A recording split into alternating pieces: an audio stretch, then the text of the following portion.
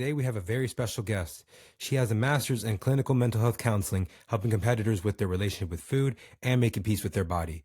She is the host of her own podcast titled Confessions of a Bikini Pro, where bikini competitors have real, raw, and vulnerable conversations about the highs and the lows in competing on and off the stage. Here's my first ever guest podcast with Celeste Rains-Turk. So, how you doing today? Amazing. Life's great. How are Yeah. you? Oh, I'm doing very well. Got home and had something to eat, and now I'm just right here with you, and I'm looking forward to it. This is my first ever. You're my first ever guest on here, so I'm honored. I'm really excited to learn a lot, especially from you, especially because you get on the mental side of things, and not just on the health, but also number one is the mental side of things. Yeah, well, thank you for that. Thank you for having me. I feel honored that I'm your first guest and I'm up for whatever you want to talk about.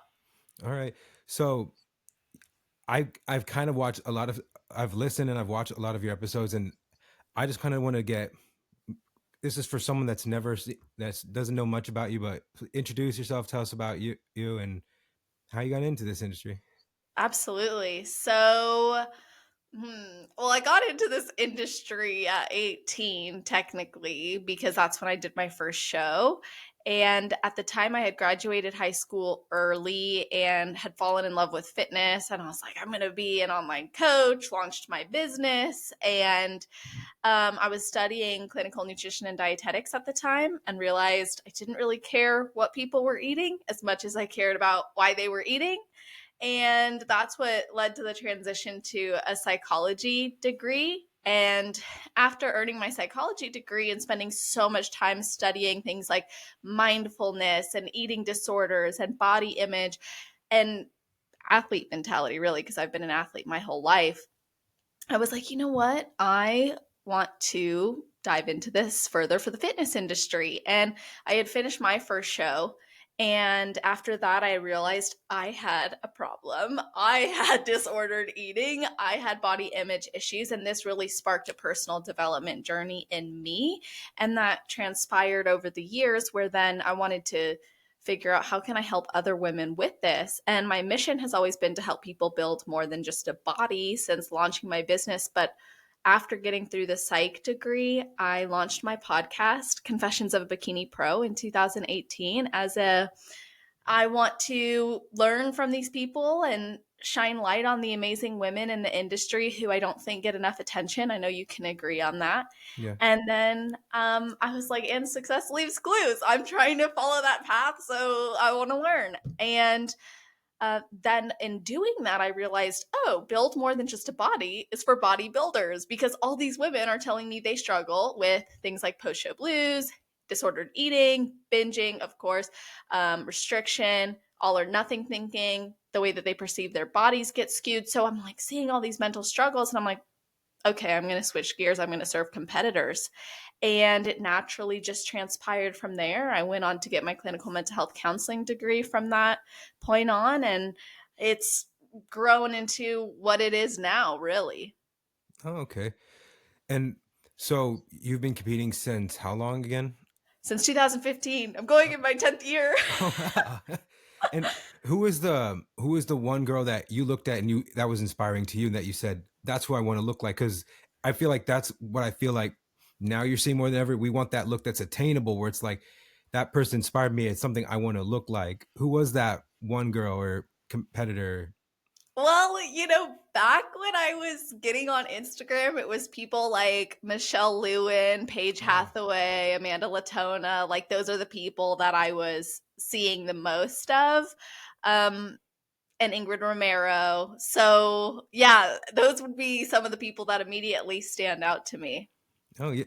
I was gonna say Michelle Lewin. I remembered and Paige Hathaway. They were like that before everything else. That was those were like the influencers before they were competitors. Amanda was one of the OGs of bikini, Yeah, and people were looking at that. I think bikini started in 2009, so that's really crazy, huh? only Yeah. 16 years. Wow.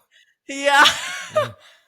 And so when it first started, I was like, okay, this is a new division because back in the day, it used to be, men's open, women's bodybuilding, fitness, and figure. It was a one-day show. It happened one day and ended one day, but they wanted to do something where more people can track to, because not many people could have been in that figure physique or have the bodybuilding look, or they couldn't do acrobatics like fitness.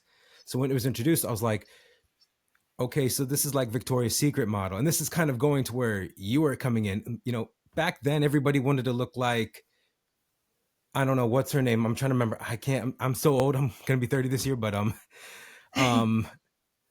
like they wanted to look like Miranda Kerr, or like Brazilian, like Victoria's Secret model. That was like the look. Yeah, Like, I can't eat too much because I will look bad. And I'm like, you're right.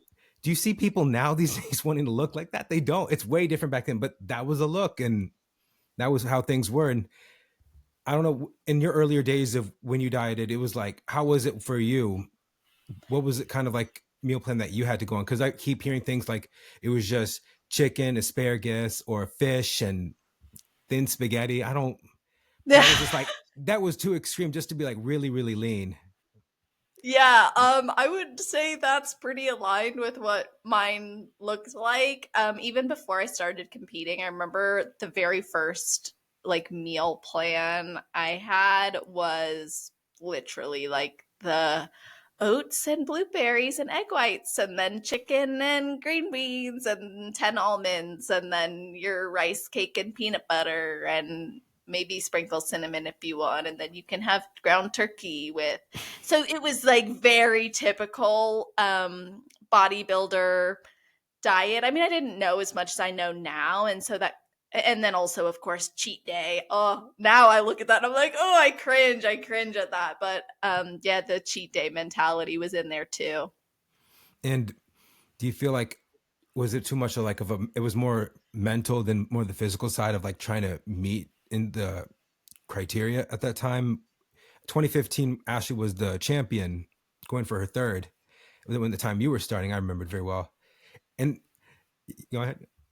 Yeah, I mean, I was just thinking like I didn't know anything about anything then, you know, like I just was like I'm into fitness and I want to get on stage and push myself, but I should have taken like 3 years to build. Like I was in no state even at that point in time in 2015. I mean, we were doing 2015 was fit model now, really, when Yeah. you think about it. Like that's what it was emulating. And there was like the stallion pose, and shortly thereafter Courtney King introduced the pose we now see bikini competitors doing. But yeah, I remember feeling like I wanted to achieve that look because I just wanted to be on stage. I wanted to be muscular. I actually saw that look as muscular back then because I was 18. What did I have, really? And then I did believe a lot of those women were very lean and fit. I was impressed by them, and I'm still impressed by them now. So I actually prefer the division look around the 2018 to 2020 era. But I also love that there's so many more natural opportunities now. Yeah. I mean, I kept remembering that 2016 Olympia, when Courtney won. I kept hearing like, they're too lean, they're too muscular than before. And I was just like, it didn't bother me until I saw like, kind of looking at the top 10, then I was like, yeah, I can kind of see it really changed in that time. But people asking me, why did I start like bikini? It was actually because of Ashley Kay. Um, Hmm. I don't know if I was in my college dorm room, and at that time, it was Jay Cutler's last Olympia. And I remember bikini was happening. They only had like 22 competitors on that stage. Now that we have 50 on the stage right now, 50, 60 on the stage. But Crazy. I'm just watching the pay-per-view, and I remembered Ashley winning and how emotional she got, and she got the Mm. trophy. And then she's like looking around like, I don't know what to do. Yeah. And they told her to pose for the, she's like, okay, thumbs up. Oh, And I love I'm that. like, I was watching like, does she not realize she just won? Yeah. Yeah. I like that she's the same no matter what. Yeah. And she made it really interesting. I feel like she really carried over the division, and what bikini is now is because of Ashley. A lot of people started, it was because of her. So people think when I on my show and I'm talking about recapping shows, like, you talk bad about Ashley, I'm like, no, she's in every show every week and almost every month. I'm like, I'm gonna talk about it, like how she's gonna look with the lineup or what she's gonna bring. And I've Of even told course. Ashley when I made those Thanos memes, I'm like, I only do that because I don't like you being called a cockroach, and you're inevitable. They're gonna face you eventually. So, Oh, 100%. Absolutely. but when it was in that time when things started, I feel like it was more on the mental side because you have this experience going from a local show until then you get to a national level show. You feel more pressure. So tell me, you did North Americans, Junior USAs, which So I one? did USA's in 2020 and I did North Americans in 2022. That was my last show that I've done. Okay.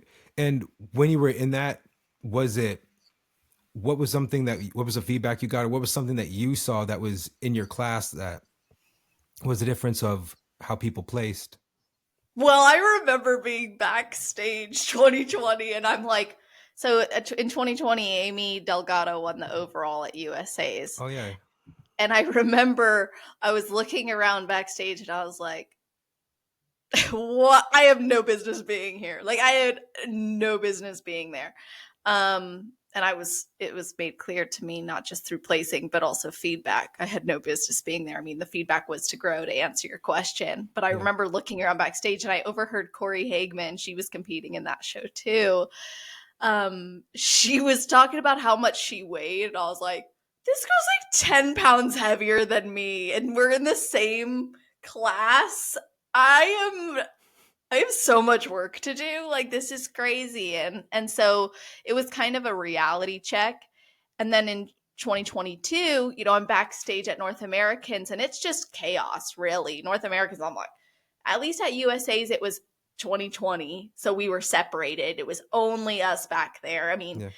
it was a different time. But 2022 at North Americans, I remember being like, I don't know who's from who and what's from what. And I learned from USA's not to look around and compare or listen too closely. I just made it about connection. And at the time, to be honest, my podcast was doing well. So there was a lot of friendly communication with people. And then I'm feeling so good about my physique. I'm not sure that I'm going to go pro, but I'm like, this is the best I've been. I was excited. And then I got last place, like C of 16 again. And I'm like, damn. And so then I talked to Sandy. She's like, you got to grow. She's like, your conditioning's perfect, but you need to grow more. And I was like, oh my gosh. Like, that's when you realize, like, I felt like I was chasing this never-ending target that was always moving further from me. Yeah. Just to be totally transparent, that mindset of like, gosh, everybody else was told to grow. They all grew. I'm told to grow. I still have to grow. It felt kind of like this moving target. So then when they introduced that there'd be more natural shows last year, it got me really excited. So this year, that's my plan, is to step on the NPC natural show stage, including the Pittsburgh Power and Sports Power Fitness Festival. Yeah. Oh, like the Pittsburgh Pro. Not the Pittsburgh Pro. It's the new one that they introduced. Power Fit. Yeah, Power Fit. Yeah, the Power Fit. Because they're gonna have an expo. I'm gonna be there actually. Oh, awesome! We'll have to meet. Yeah, I'm excited. It's only like about 2 hour drive, so I'm That's definitely awesome. excited to be there. But going into like national level shows, I feel like a lot of the younger competitors, even yourself, you experience this. You feel like, damn, should I even be here? I feel out of place. What I did in a local show, what I did in a regional show is not like this. Do you think that's more? There needs to be more maturing, not just on the physical side, but mental side, like being prepared for that. Oh yeah, for sure. I mean, I would never if someone has the financial capacity to try it out and get their feet wet on it, I would say go for it. I don't think you have anything to lose by stepping on a national stage, even if you're not sure if you're going to win your pro card. I think it's better if you go in thinking I'm going to be very, very competitive. And I think a coach's role is to tell their client you are or you're not. So I wouldn't discourage it. And I think that can actually grow you mentally, because that exposure to it gives you a very close look. You get like a backstage pass into what you need to do to improve and to be better. On the other hand, though, I think there is a mental maturity needed for a lot of people who are considering entering the sport to know, what? it would have been better to take time to grow versus diet down, because for what, if you know you need to grow? Like, if I could go back, I mean, yeah, I've been in it 10 years, I've done 13 shows. I would rather be talking to you saying I've done 5 shows, but I started in 2019 and I've put on, and I'm actually like better prepared, better equipped, you Yeah. know what I mean? Yeah. You know, I feel like we see now these days, you just have that, like, people see everything accomplishing something so fast, you know, accomplishing something so young. Or like, I'm going to give you an example. Like Courtney, she turned pro at 18 years old at USA's. And then within 3 years, she was 7th in her first Olympia, then 3rd, and then she won it. And now we're seeing these expectations. And I may have to say it's social media's kind of fault. Like, you know, you got to accomplish something so fast. You're seeing, like, even this past year, someone goes from winning novice and the overall to within a month, they're already a pro, but then they're not ready to be stepping on a pro stage, or when they get there, they don't place and they get really discouraged. Um, do you think that's more like trying to meet the expectations of pressure of being accomplished, or is it more they want to go improve a point? Well, I think that's an interesting question, because if I were to try to think about how that athlete might feel, I'm like, they worked really hard, they accomplished that goal, so they deserved it, and then they Mm-hmm. go on. And I think what happens is then there's this mentality of like, I have to keep performing at that level, and I think that's where their mentality gets tested. So in bodybuilding, you Yeah. can't escape the test. It's going to happen at some point in your journey, whether that's in the beginning or it's down the line, it's going to happen. And for people who are entering it going, I'm so hungry for that pro card, but they haven't even done their first prep, that's where I'm like, okay, be careful of putting too much emphasis on an outcome, because then your identity, same is true if you get rewarded in this way, but your identity becomes so rooted in the outcome and in the placing and in what you are rewarded with, instead of it being about how much are you actually enjoying this process? Is Yeah. this something you want to be a professional in? Like, do you truly want to excel in this? Or maybe you don't actually like this lifestyle as much as you thought you would. Because I will tell you, a lot of the overall winners, some of them didn't even do pro shows or even qualify for this past Olympia. I feel like most of them wanted to take time into growing their physique, which I feel like is much better. They want to be in a situation where they're more of a contender. But you may have this experience, but and even when you're on the pro stage, do you feel when you start doing so well, you start getting top 5, you get that, like, that rush of, oh my goodness, I'm placing, I'm doing well, I can make it, I can win this. Has that ever happened to you? Yeah, and I remember in my 2018 season, I was like killing it. That was my best season. I was like, this is so good. This is amazing. And then my coach is like, well, you're not going to go to US. This was my previous coach. He's like, you're not going to USA's. You're not going to do any more shows. And I was like, what? He's like, you are not ready. Like, you're not in a position to do it. And I'm like, that's crazy. Well, then, 20 2020 came around, and I felt like I was just constantly missing the mark. Like, so I think as an athlete, when you get the placing that's good, and then you get another placing that's good, and you keep climbing, you get excited. You're like, I want to keep going. I want to be on this winning streak because it feels good. And I guess maybe there's a level of trying to prove that you fit the criteria and can represent it. And that's part of why you want to win. But you also work so hard that you're like, I hope I represent that enough to win. And then I remember 2020 came, and like, I did a show and I thought, oh, this is going to be like great. Well, I ended up not even placing at all. And I'm like, I haven't not placed at all since my very first show. And that felt like a punch to the gut. If you place in every single show after your first show and then you don't place, you're like, so what am I now? Well, then I kept competing, and then, USA's was the wake up call. And then 2022, my old coach was he wasn't on his game, and I was just like, I do whatever he says. And I'm not displacing blame because I knew better. I shouldn't have gotten on stage and I should have advocated for that. But I went on stage when I really should not have. Like, I don't look conditioned at all. Like, I had no business. And I knew better. And then when North Americans came, like by then I was working with my current coach and it was so much better, but I wasn't attached to the placing anymore. So I guess it served me well in some ways to go through those experiences because then I didn't care so much. Like, my identity wasn't rooted in that anymore as an athlete, if you know what I mean. Yeah. Because I feel like a lot of times you want to, accomplish that goal. And that's something that I feel like people want to get to.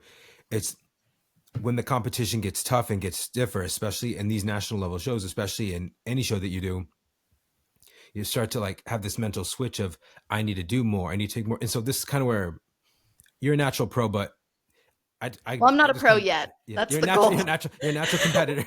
You're a natural Yes. competitor.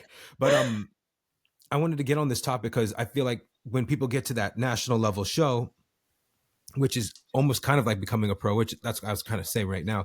It's almost like you're getting to that pro level. You start to see girls more enhanced and you're thinking, damn, should I be like that? Or should I start doing what they're doing? Or what am I doing wrong here? Did that ever get to you, or like you might have to go that route, or you're kind of like, I'm staying true to who I am and I'm not doing that? I was very committed to never using anything to enhance my physique. I didn't struggle with pressure in that regard.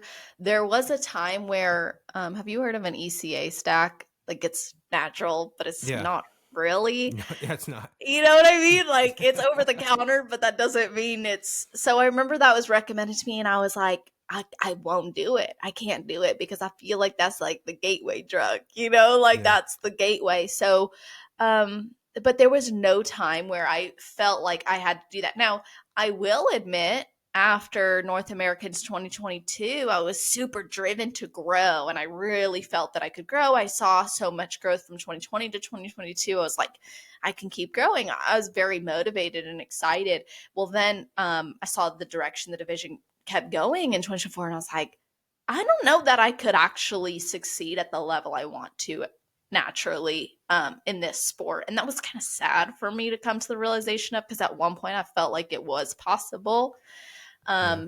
And then I'm like, and I learned more. You kind of, the more immersed you get, the closer you get, you kind of learn a little bit more too. So, what's innocence is bliss, or what is it? Ignorance is Ignorance bliss. is bliss, yeah. Yeah, that's how it felt. I was like, oh, I'm no longer ignorant to what's happening. So then I felt a little bit, but I was still so excited and determined to achieve this. And like I said, with the natural announcements, I feel more empowered by it, and seeing like the Ben Weeder grow too.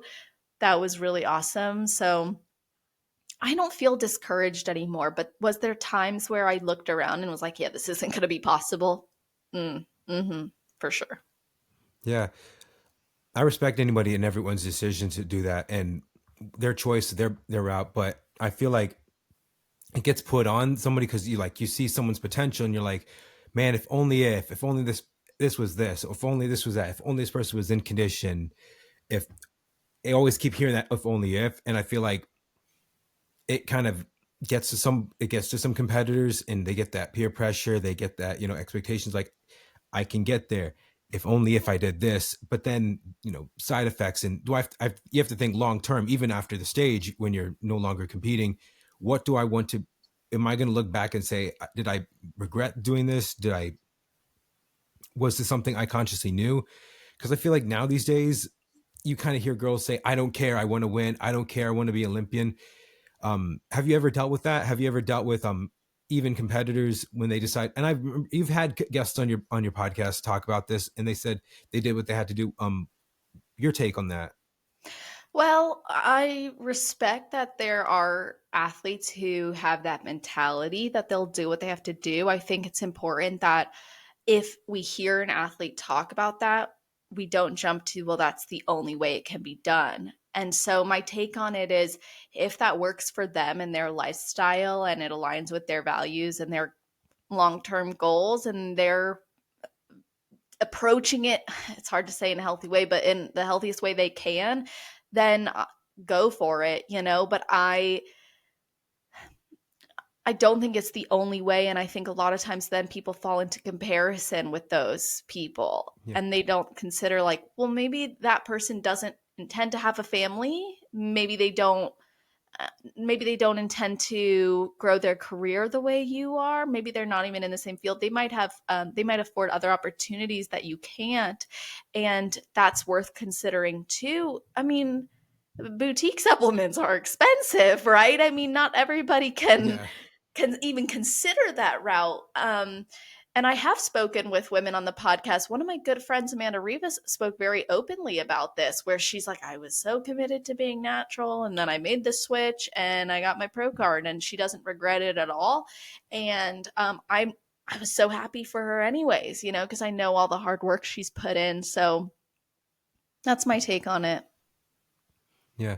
So when you got into the clinical psychology side, did you want it to be more into dealing with athletes or just in general public? Originally, when I went into psychology, I did it because I was like, well, I'm just going to get a degree and never return to school ever again. I'm only going to grow my business. Well, then I fell in love with it even more. And that's what kind of led to the clinical mental health counseling route. I always had the idea of helping women. It's funny because now I help male competitors and male athletes too, and all sorts of athletes. But it really became more clear around 2018. I wanted to make my niche more athlete or fitness oriented. So, like, I've served weight loss teams, I've served rock climbing teams, and of course, I serve a lot of competitors. Okay. Yeah. So about me, how I got into this all was when I went to school at Virginia Commonwealth. There's the 20th best physical therapy school in the country. My goal was, I'm going to help athletes with injuries only, but physical therapy, it changed around 2015, where now it's not no longer getting a bachelor's or a master's degree. Now it's more, you have to get a doctor of physical therapy. So people who had their master's, they were practicing, they had to go back to school. And it's really crazy to me to know that physical therapy is more competitive to get into med school. Like, you have a 5% chance of getting into physical It's therapy, doctor of physical crazy. therapy school than med. Yeah, physical therapists are one of the lowest paid professions. I think around 70,000, 80,000 starting out. Huh. I know. And my Why is it number, like that? so I really believe the reason why is because people see physical therapy as a glorified massage therapist. Oh, And that's I'm crazy. like, well, you're helping someone's injury, you're helping someone's recovery. You're not just, releasing muscle and fascia and all. You're helping someone restore their ability to move again. You're helping someone get back on their feet and get going. Like, I wanted to Right. specialize in, knee injuries, hip injuries. That's something that I wanted to really go into, but it was, I went to a school where it's like 40 people get accepted out of like 1,200 applicants across the country. Whoa. So when that didn't go out well for me, I decided to do something with my major and get into the field and working with, I still want to work with athletes. I'll work with anybody, especially with lifestyle now. So I was like, what's something that people are driven and more, have that mentality to be better than and be greater than ever, which is why the name of my podcast is that, because I believe people can be greater than ever. I always see someone like, man, this person's going to be great. I would look at a show and I'm like, even though this person was third or fifth in the class, I'm like, they're going to be something great because I see the potential Wow. in some of these competitors. And I want to help women and all types of competitors and all types of athletes, progress in the sport. And I want to do things the right way. I know that's kind of been on the topic about, PEDs and all, but I'm like, like you said, there's a way of doing the right thing and there's a way not. And everybody, I respect the decision, whatever they do. Yeah, I love hearing how you got into it because I had no idea. And I think that's really amazing that you channeled that to something else that you're passionate about and that you're using it in that way. And I think that unfortunately, physical therapy is not highly valued because it could be so preventative too and actually helpful to people. And Yeah. our society seems to be more reactive than proactive. And it takes forever to even be able to get the type of care somebody needs. So I imagine that's part of it, but you're working now in a very preventative way. You get to help people to expand their life and apply a lot of what you learned, I imagine. Yeah, and I feel like even with physical therapy, I mean, I'm not trying to bash on it. I mean, if anyone does it, I feel like sometimes it's kind of like, and you deal with clients all the time, it's kind of like a complaint department. Like, for instance, Mr. Mm. Johnson, how are you doing today? I'm doing good. Mr. Johnson, did you do exercises? Like, I didn't feel like it. Mr. Johnson, I'm not going to hold your hand, but if you want to expedite your recovery and get back on your feet, you have to do these exercises at home because it's 6 to 9 months, and you're going to make it more longer. So they kind of rely on the doctor to do the work and stuff. And obviously the wear on the doctor physical therapy could, at the end of the day, it wears on you. It drains you Mhm. mentally and physically. So it's like, and I love training. I want to go to the gym. I want to be like ready to go. I don't want to be like after a long day of work, like I'm out of it. I'm going Yeah, home. I bet. I worked on people and so maybe I look at it like the best thing that never happened is the best thing that did happen, because Hmm. now I can go into doing this, doing the podcast, doing the IG page, which is now Pro Bikini News Network. So, because I Yay. wanted to cover everything bikini and give the appreciation Hmm. back to this division. Yeah, I think that's really cool. So I want to ask you, like, when Yeah. you look at the bikini division, Mm-hmm. what excites you most about it? Like, do you have like, is it the posing? Is it the training? Is it the muscle? Is it the shape? Like, what excites you about it? Kind of the posing, the more energy on stage. People bring their own personality to do it, and plus people like to train. I told Laura Lee after the Olympia, like, best life: eat, sleep, train, repeat. I thought that's the life I want to live. Like, I get to be in the gym all day. Right? Yeah. So awesome. I love that. But I think now with bikini, it's still going to be the most popular division, and people, because the look that people want is something that's attainable. I feel like the more muscular divisions, and respect to everybody and respect all their, it's kind of like dwindling down, and people Hmm. want the more look. Now, when I look at fit model, and I'm going to talk about this on another on my own podcast, but I feel like fit model was kind of created to have that look that was more to people to get into the sport to see if they want to try it out. And obviously the natural progression is someone's going to grow out of fit model, go into bikini. What is your take on it? Why do you think it was created and all? Why do I think it was created, John? Yeah. Hmm, I have a lot of thoughts on why I think it was created, but Do you think I it's guess because? Do you think it's because it's? I'm sorry about. Do you think it's it's because okay. it bikini's getting too muscular, or the demands of the conditioning with tie-ins? I think that it's highly related to that. I think that the bikini division did what bodybuilding has always done and Yeah. grew. Um, that's just been the name of the game of this sport forever. I thought it was interesting though, but I guess because like novice bikini to me generally when I've gone to shows, I mean nowadays it's so impressive. I look at a novice bikini competitor, I'm like, well, how are they making these novice competitors look like that now? Like, what's going on? No way did I ever look like that. But so novice and true novice was kind of like the fit model, old school bikini look because it gave you the room to grow into open and then into going to qualify. So it's interesting that it's gotten so competitive in the bikini division that there was a need for the fit model division. I think that the judges also probably like where the bikini division's gone. They've allowed it to grow into this. Yeah. Ultimately, their judging has allowed it to grow to this point. So we have to be as we have to look at it also like a business, Yeah. right? Of They course. know, well, if we cut down on the muscle in bikini, then what are we going to do with all these women who have already dedicated their lives to it and look like this and like this look like we do? And then what what separates an amateur from a pro now? So I think that making the fit model division also allows people to maintain a physique year round that previously wasn't able to be maintained, because with bikini we're seeing a lot longer improvement seasons, and so that's keeping people off the stage.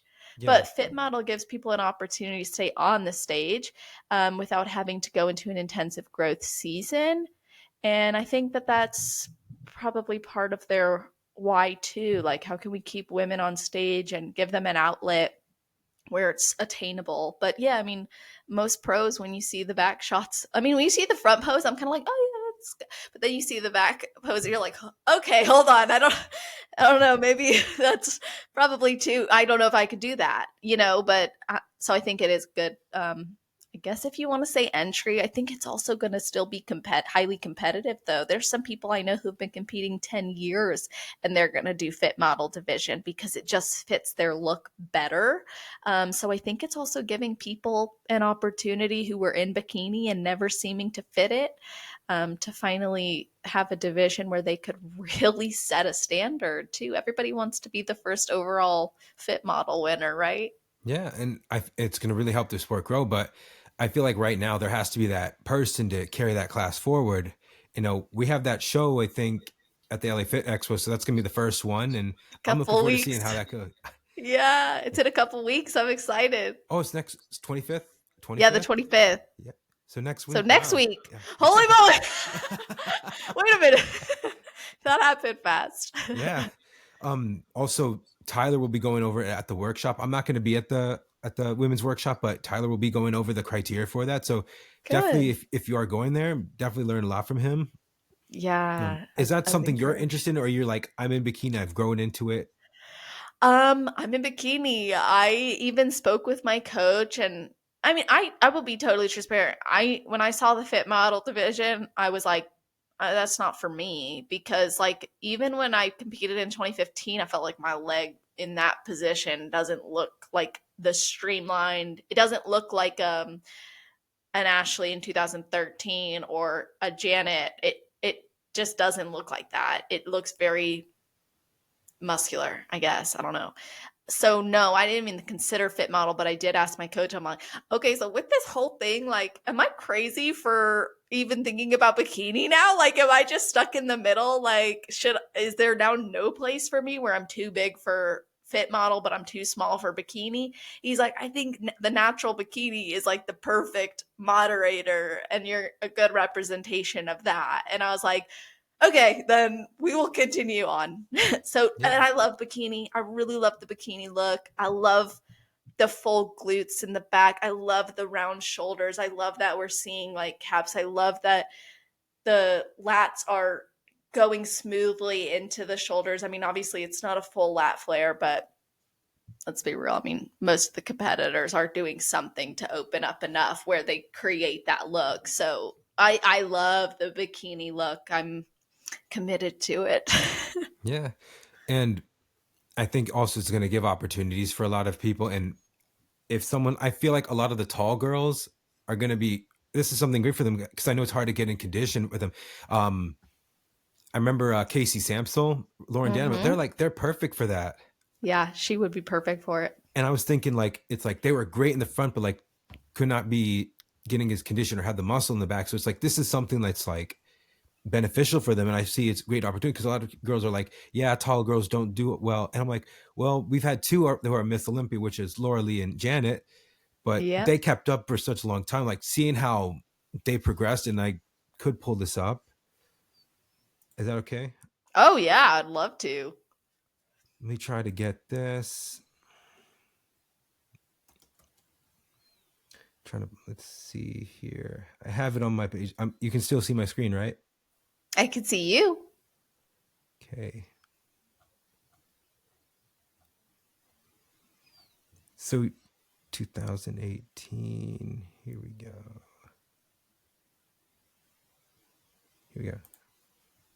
Share.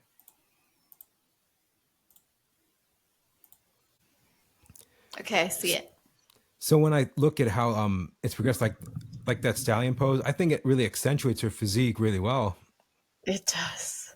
But when I'm looking at how the years have gone by, it's like she's getting leaner and leaner and leaner. Yeah. Like this look was like really like flat and like really lean. This was 2022. Uh-huh. But then you're starting to see tie-ins come about around in 2020 versus it wasn't so much around this era. Everyone was saying like, one of the best eras of bikini was Angelica's. What was your I take? loved Angelica's. Oh, I loved, yeah, 2018 bikini holds a special place in my heart. I loved that. Yeah. I mean, I also loved 2018, 2019. Those were some of my favorites. Yeah. Do you feel like it was around like 2020, 2019, where like tie-ins were more emphasized? Like what year was that? Like they said no lat flares, you have to have tie-ins of separation of glutes and hamstrings. What do you think it was around that time about?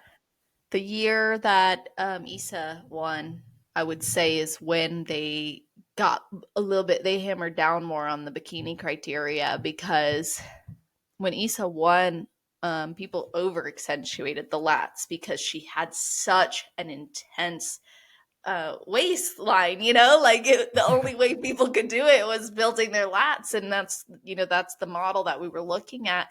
And I would say after her, then we had Jen Dory. And then after that, and Jen Dory always had, I mean, she's always very bubbly muscle. Yeah.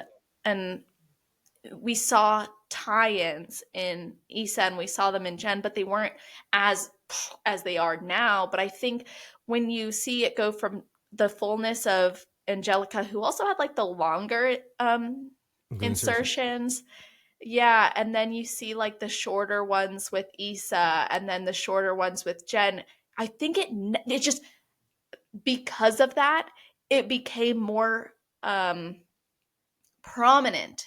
We were able to see it more, that okay, that level of conditioning on that physique creates this look. And then I think as a result of that, because people are trying to push to meet that criteria, meet that standard, naturally it caused people to gain more conditioning in their lower half. I mean, especially when Jen won, I thought that she was a great representation of that full bubbly look. But she was, in her first win, she was it was a little bit different. Yeah. I really liked her look, and her stage presence is phenomenal. Yeah. And do you feel that when you see how Laura Lee was trying to like nail that look, was it just because of trying to nail that conditioning, or was it more just trying to fill out her frame or just be more bubbly? Because a lot of times it was like her glutes were too big, or it was like, oh, you're too conditioned. It was like never that like fine line. But then to like this year, she nailed it.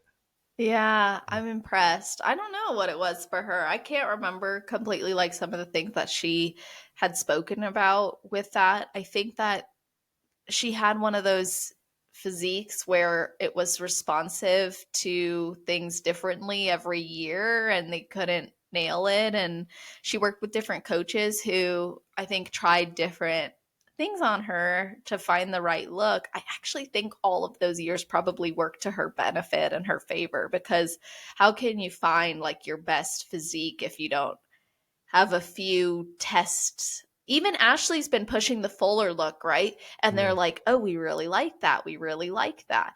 But there would not be an opportunity for any competitor to know what the judges really like. I remember Ashlyn Little was saying Sandy likes her very lean. She's tried the full look. It doesn't look great on her. So I think sometimes as a competitor, to be really competitive, you have to be willing to risk looking a little bit foolish Yeah. to figure out what you need to master. Yeah. And I feel everybody in the top 10 has a different look. There's not like maybe one or two people that like they're like right here with each other. They may have similar looks. They may have something similar on someone else, but like totally different. And there's not that like there's that common thing of like having the glutes and having the tie-ins, having the small waist, obviously having great stage presence. So do you feel like we always say comparison is a thief of joy. Did you always like look at yourself and try to compare like, oh, how do I look with this? How do I look with that?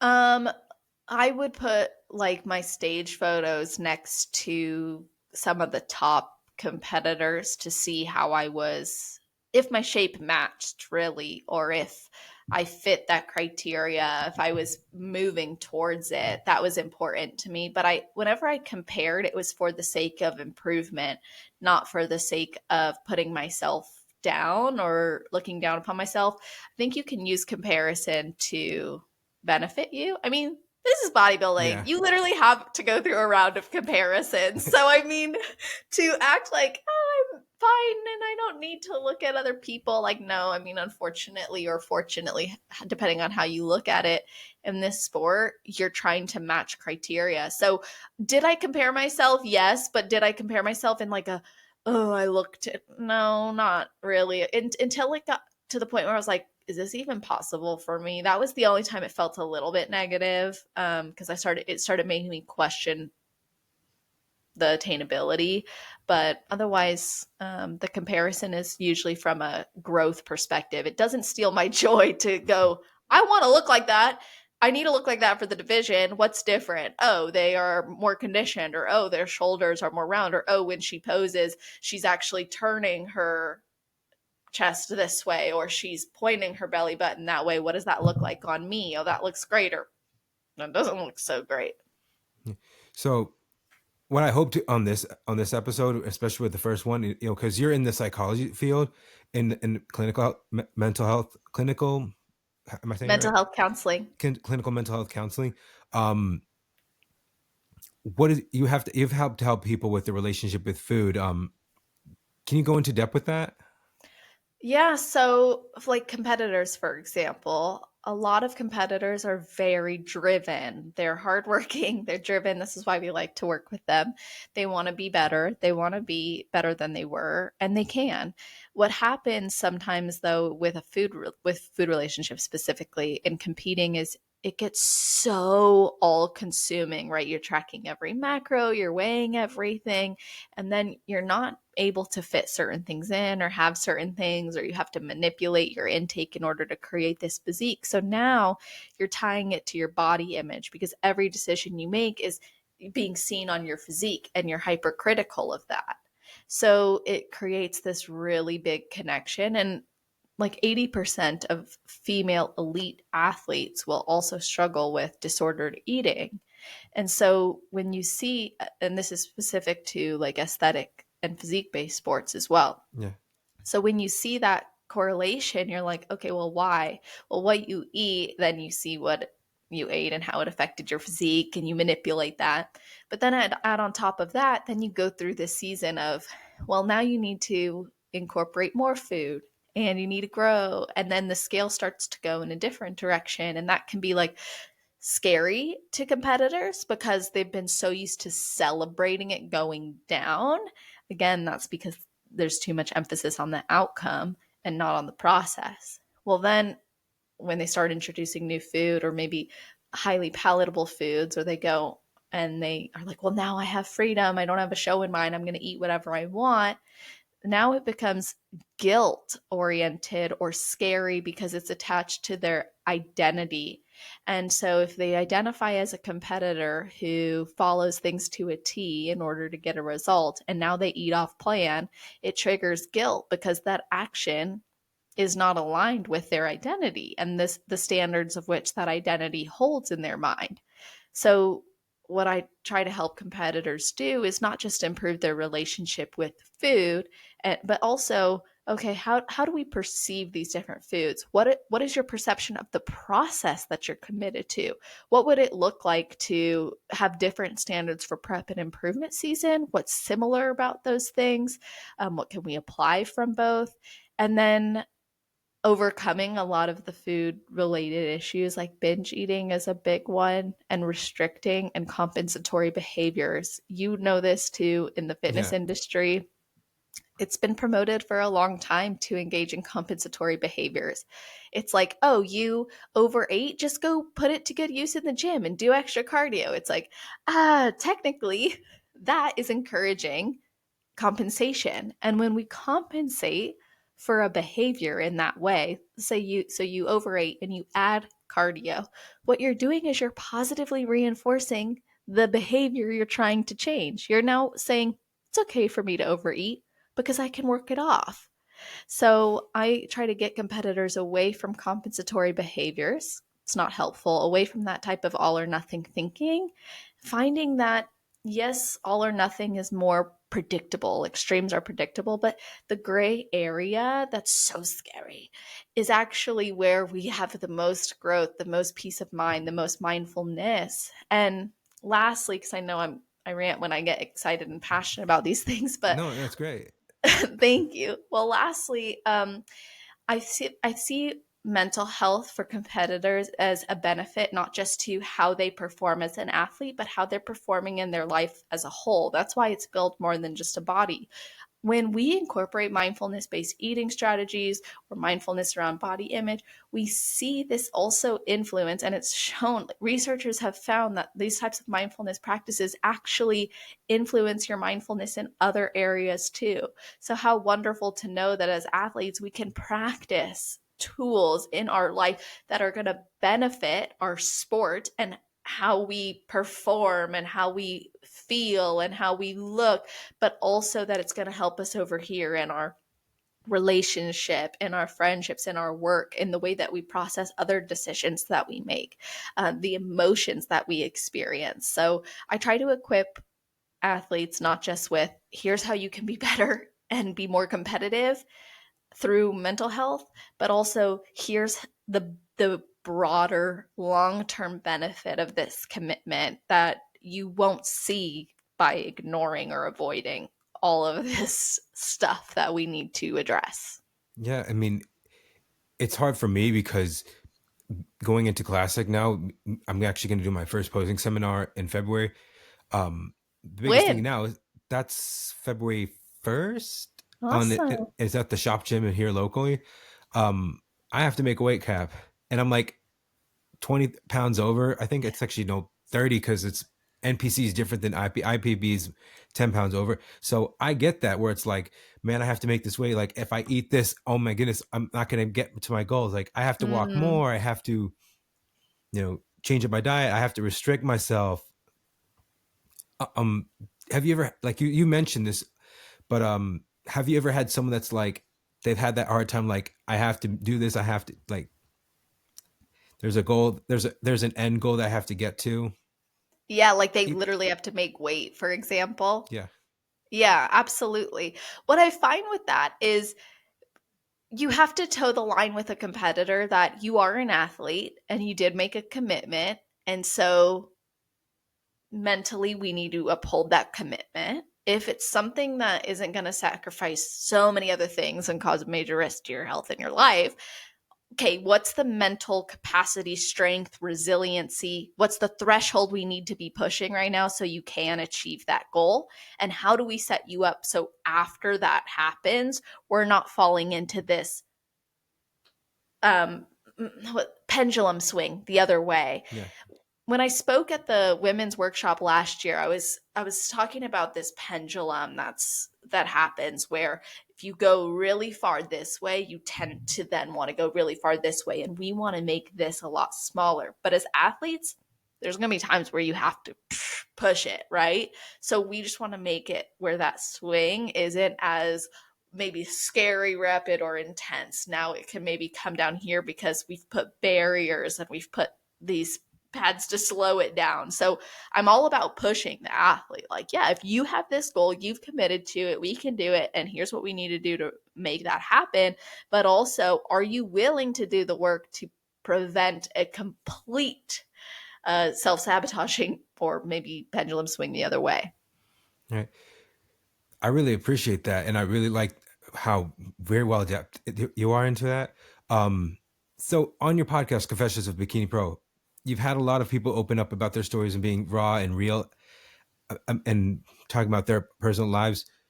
What was you feel like, and you don't have to say the name of the athlete if you don't want to, but which one was like very emotional where someone broke down? What was that one was like something really intense and over? gosh, like all of them. I feel like I do therapy on these podcasts. Hmm. Well, I can say there's been many that will make you cry. One that I remember we cried together was Hung's. Hung Mai. She lost her husband to suicide, and that was a very emotional episode. We talked about it, I think, towards the end of that episode. And then there's been conversations about grief and loss and abuse and health challenges. So it's hard to say because I feel like every single one has moved me in some way. And that's not my politically correct answer. I'm like, genuinely, I've been moved and touched by so many. But to reference one in particular, she just posted today and I was like, oh, that was so good. Yeah, I remember that story, but it brought me back to the emotions we felt together too when she shared that.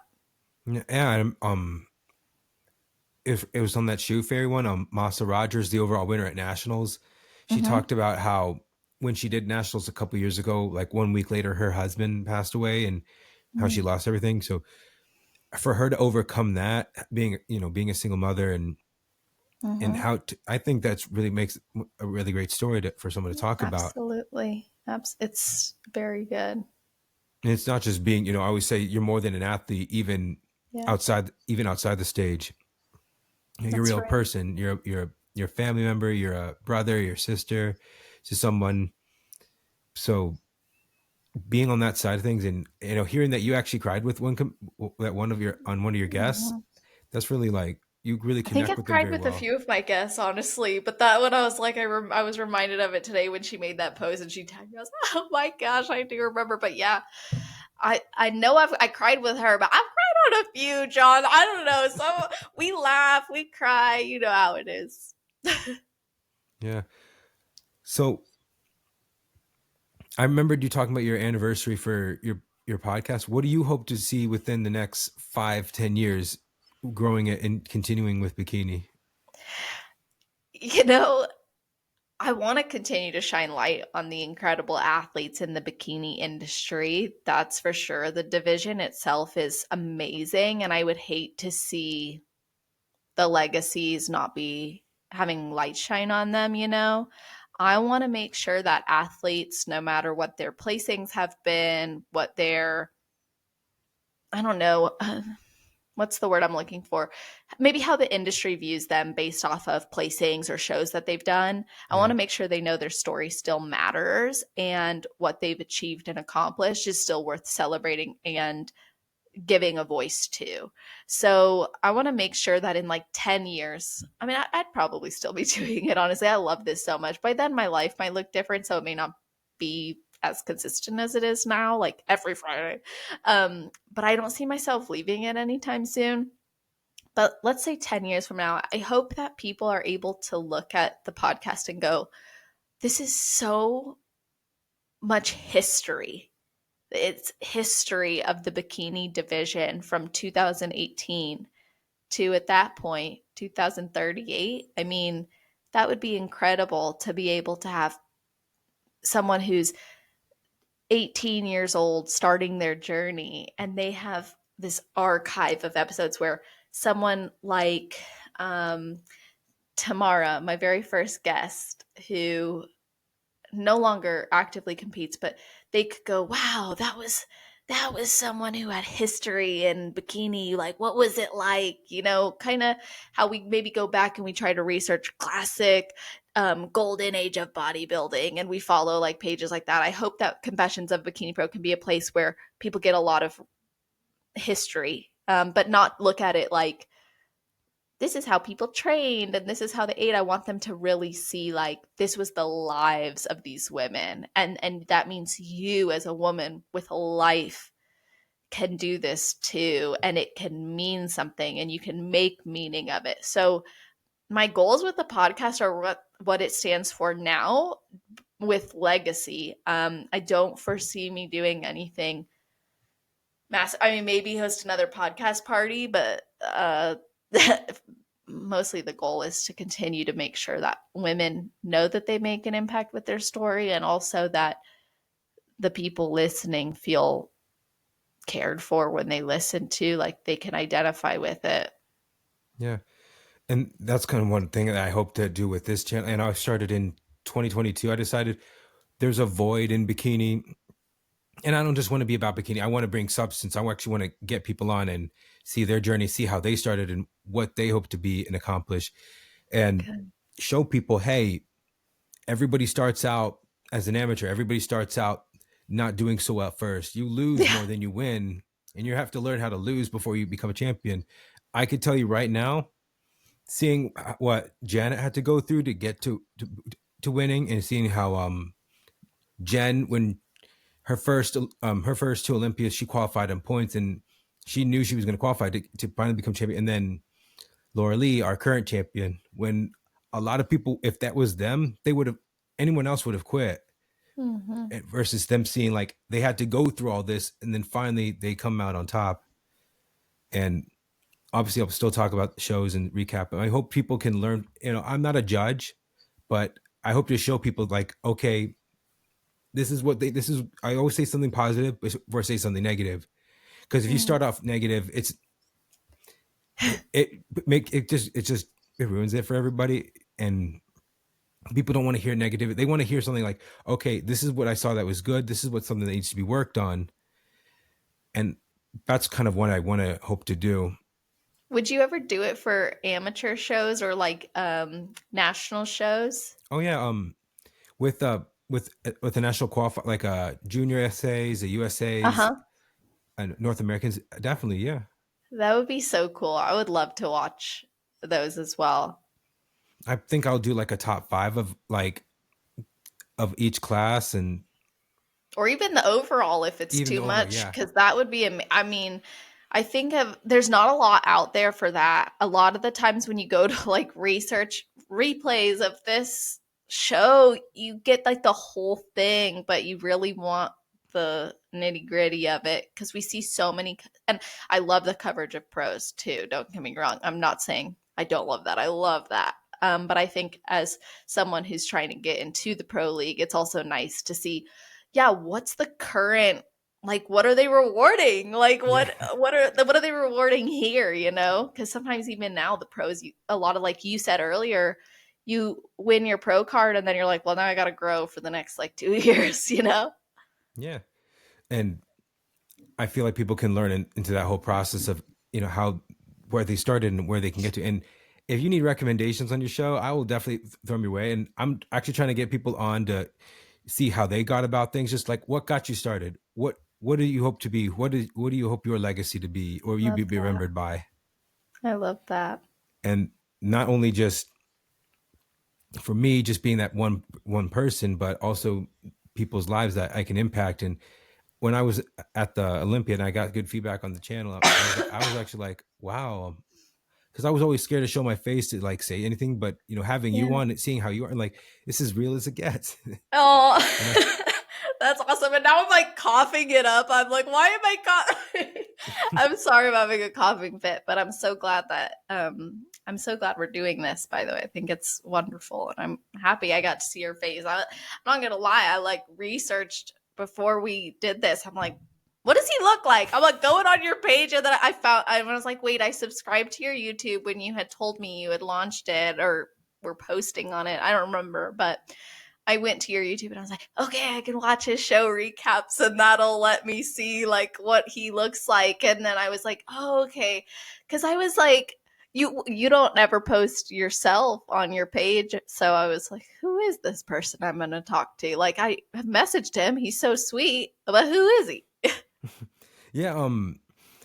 Like I always struggle, like even with my own body image, and sometimes I get anxiety. Even going into this, I feel like I'm just gonna go in like no expectations and just see how I look. Also, I'm starting my own channel documenting my classic journey and Awesome. showing you guys what I go through. And I feel like more girls need to start doing that. They need to get on YouTube and showing people like, who's really relatable, especially on the mental side, Phoebe Hagen. Yeah, she is. Because you kind of see her being vulnerable, like, I'm going through this. This is what's Mhm. happening in my life. because I saw 2018 when you started. I was like, who is this girl from UK? I'm like, she's British. I'm like, oh, it's like there's something about her, and she's Yeah, just showing her whole story through that. she's awesome. She's one of my most listened to podcast episodes, actually. Yeah. I wish more girls were doing that on YouTube, like not just on the competing side, just sitting down, like I'm going through this, so people can relate to. That's what I feel like Mm, why I really like bikini, because it's not only attainable look, but the relatable look, and people can relate to somebody like I'm going through struggles, I'm going through this in my life, you know, absolutely. and that's what I feel like people can go and gravitate towards. Like I had the same issue as you, I can relate, and it's all building the community.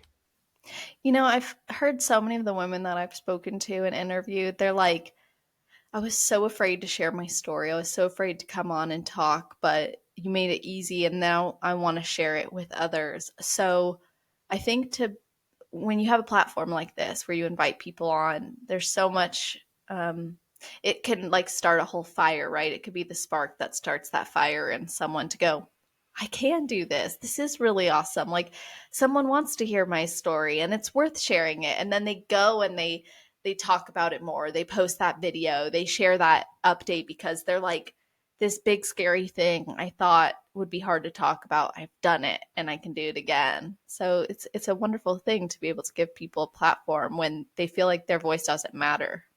Yeah, and I always feel like bikini is not just, a lot of people give this whole thing where it's like, they're not really bodybuilding. They work just as hard as you guys. They train Yeah. just as hard as you guys. I'm sorry, men's physique guys. Like you wonder why their bikini's more viewed than you, because they put in the work. Yeah. They work just. I dare you to go train with them. I know, I, right? Well, and we have like I feel like our division is probably one of the most ambiguous. We're like you said, everyone in top 10 looks so different. Yet you are hitting the criteria. Even though your body looks different, you're still hitting that. So it's interesting in that way too. yeah, and I hope to continue with this. And Celeste, if I ever want you on, I hope to have you on another time as well. Absolutely, I really anytime. enjoy these talks. I really enjoy, like, and we can also talk about on the mental side and how people can be better and also improve and Yeah. also connect with others in this industry. Absolutely, anytime. Right. I appreciate you. I really thank you so much for taking You're your time. welcome. You're welcome. Thank you too.